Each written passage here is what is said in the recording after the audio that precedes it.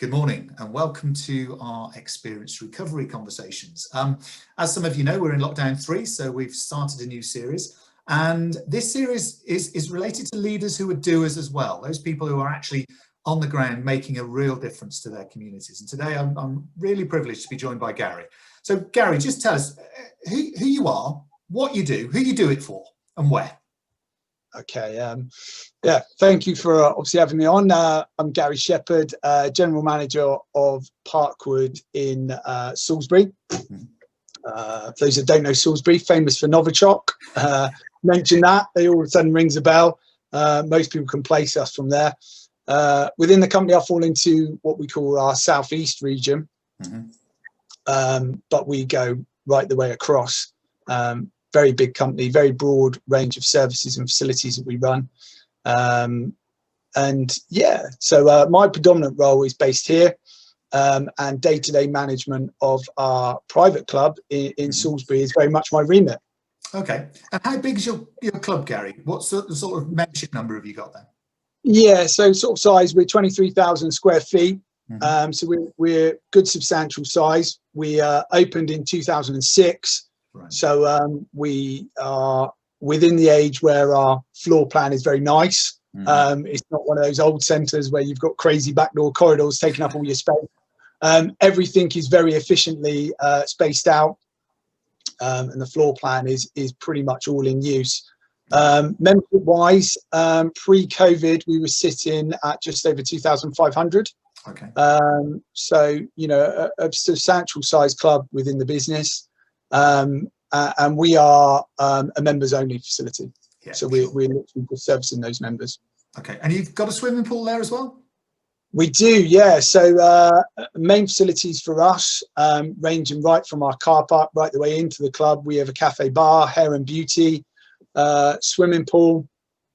There's a health suite in there, jacuzzi, steam sauna, over 100 stations up in our gym on the top floor, and then 3 studios, one bespoke cycle one, and then studio 1 and studio 2, where we run live classes and virtual classes.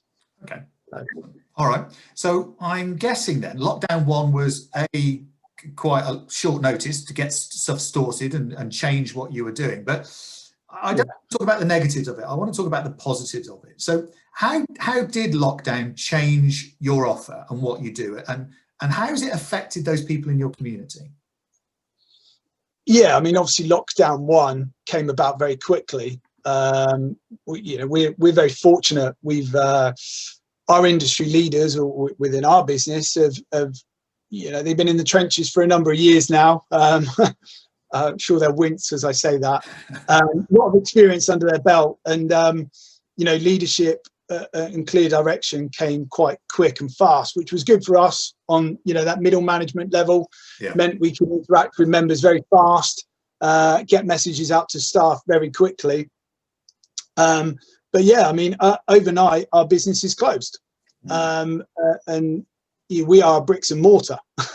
People walking through our doors is what we do. Servicing a community is what we do. So to turn a key and not allow people in is a very massive change of pace overnight.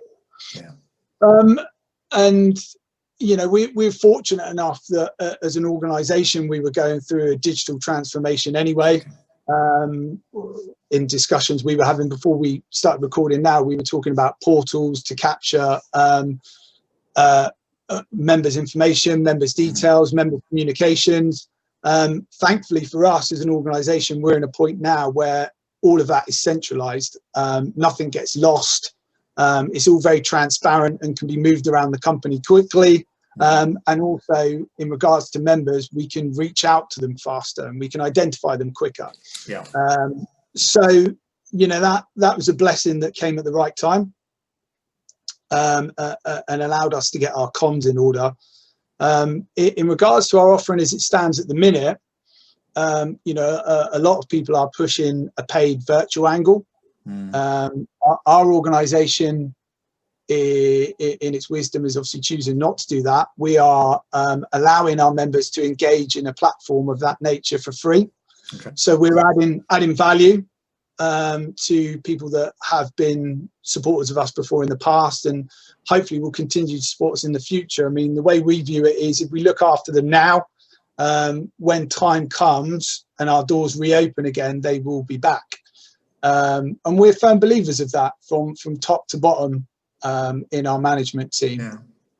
A lot of people were, sorry, I was going to say, no, a lot Gary, of people I was just going to say, it's the brilliant, the central support that you get from the organisations is absolutely brilliant, and I get all that. But what I really want to hear is the stuff that you've done, the stuff that your clubs, the stuff that your team's done. You referred to the lads and girls that work for you in their vest tops and shorts doing that type of activity. So talk to me about that stuff that you've done around the local population and some of the brilliant stories that you've been sharing on your Facebook page.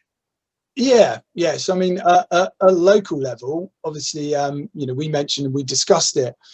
The guys in the vest tops and, you know, the girls in the gym leggings have been very vocal on a national level about health and the implications of closing these facilities down. And they've done a great job of banging the drum. But for me, on a personal level and within my club, there's much more stories out there that I think we need to, as an industry, and as people managing and leading clubs and the industry, need to be pushing out there. We spoke about, you know, my 92-year-old who comes in and regularly swims and does it multiple times a week. Now, it's all very well when we say you can exercise outside and you should exercise outside. If not, there's a virtual offer in there. How do you articulate that out to that individual that can't do that and hasn't got the option for that? Or, you know, members that are going through rehabilitation, you know, they've midway or post-op and they're using pools, they're using personal trainers in order to better themselves and better their health, manage and look after themselves in a proactive way. And as we stand at the minute, we've closed that down for them. So there's a massive challenge there, and a bunch of voices which are maybe falling through the cracks. And as an industry, if we can elevate those and bring those forward, we were discussing that word essential, which is horrible and I hate it. What's an essential service? But I think that it will give us credibility, will help people understand more what we do on a day-to-day basis. And people will really get an understanding of when we talk about community and being hubs of a community that we actually are. You know, from the babies learning to swim to the people coming in for their Parkinson's dance group, there is a massive mix under our roofs. And these are stories which need to come out because we're servicing them and we're looking after them, and some of them will fall through the gaps. No, absolutely. And I know Liz Terry at Health Club Management is doing a series of articles at the moment relating to customers. And you're absolutely right. Their voices need to be heard. Give me a bit more insight. How have you responded to that? So if you've got a 92-year-old who would normally swim with you 3 or 4 times a week, what sort of things have you been doing to try and maintain engagement with her and maybe find the things that could help her give her some mobility? Yeah, I mean, that is the challenge, absolutely the challenge. And in fact, at site level here, middle management, you know, I've got a number of members who I know about who on a personal level I've been able to just reach out to, have telephone conversations with. The world doesn't stop, it keeps spinning. And I suppose I've been in the business for a long period of time and I am part of the club. You know, you can maybe identify that some of these people could fall into that category of being vulnerable. You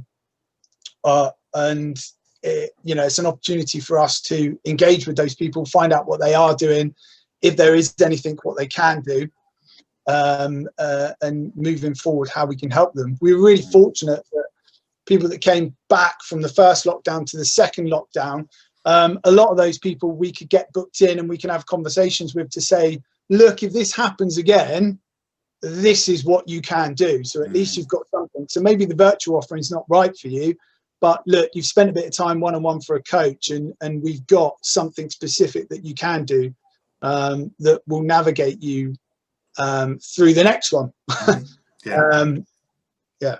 No, I think that it's a really interesting piece. I think what's coming out of these conversations I'm having in lockdown 3 is actually the value of conversation, of tailoring, of looking at individuals as individuals and trying to find things that makes a difference to those people. And it's good to hear that that's part of your process in between those two lockdowns. But of course, all of this is just giving us an opportunity to learn and to grow. So what are you going to take forward from the things you've tried, the things that have worked, the things that haven't worked?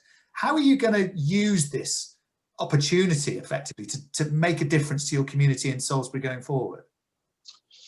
Yeah, I mean, obviously, we've got an understanding of what our community want to a certain degree because we've been a successful business. And you know, I would argue that anyone that isn't in touch with their community, you haven't got people walking through your door, so therefore you're not successful and you won't survive. To a certain degree, obviously, you know, we have a proportion of that already, but I think there's a real opportunity to pause and not just here, as an industry as a whole, and look at how we do service these individuals and how we service these communities. And when I spoke briefly about digital transformation at our central level, we should now be in a position where we can dive into more detail, something which you would do within your remit, within your clients that you work with, and drill down into that detail to start understanding what your customers are using, what your customers want, and how you can better serve them. And then also, hopefully, we can reach out to our communities and understand what we're not doing. Why do people not walk through our doors? And what are our challenges to get them over the threshold? Okay. And in the last sort of minute that we've got to speak, Gary, do you think that the stories that you've been sharing on Facebook are inspirational for people? Do you think it's raised awareness of actually, if they can do it, I can do it type of stuff?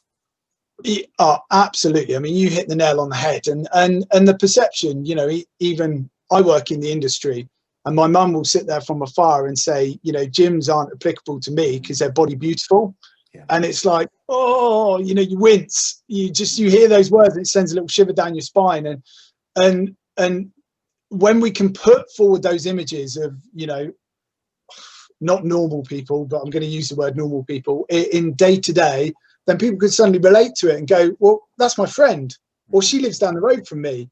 Oh wow, I didn't realize she went. I must ask her what it's like. Yeah. Or I must ask him how good it is. And that's when it starts to resonate with people. And that's why I think those stories are absolutely critical. And we're fortunate enough that at my level, I've got an amazing videographer in my club. Right. So, you know, an absolute asset in getting those stories out. But, you know, anyone can get those stories out, as we've seen. You know, the modern technology, it can be done, maybe not in a polished format, but we can get those out there. Absolutely. And I'm going to say this because this isn't polished at all, but actually I think this has more resonance with people. I think it's got more authenticity around the way things happen and the way you can do stuff that is relatively straightforward and simple. And Gary, that's a really interesting point, that piece around people seeing people like them and knowing them in that locality. And I think that's a really positive way to end the conversation. Gary, it's been an absolute pleasure to talk to you. Thank you so much for your time, and you take care and keep doing what you're doing. It's very impressive. Thank you. Thanks for your time. Cheers.